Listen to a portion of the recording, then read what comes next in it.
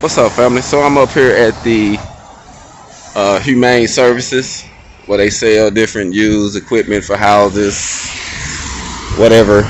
You know, they sell a lot of different used equipment.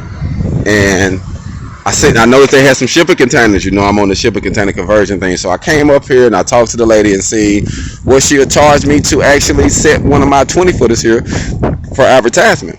And she lit up when I showed the photos, what I'm trying to do. It's just going to be one unit at a time.